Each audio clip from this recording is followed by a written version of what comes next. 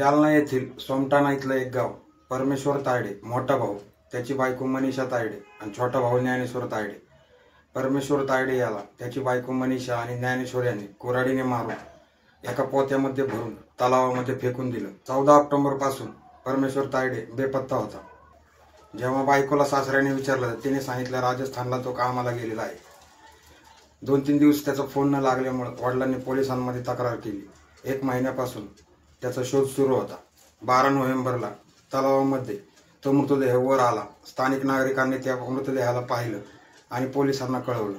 पोलिसांनी परमेश्वरच्या वडिलांना मृतदेहाची ओळख पटवायला बोलवलं. त्याच्या हातावरचा टॅटू आणि टी-शर्ट बघून परमेश्वरच्या वडिलांनी त्याला ओळखलं. गावामध्ये चर्चा होती, ज्ञानेश्वर आणि मनीषा तायडे यांचे अनैतिक संबंध आहेत.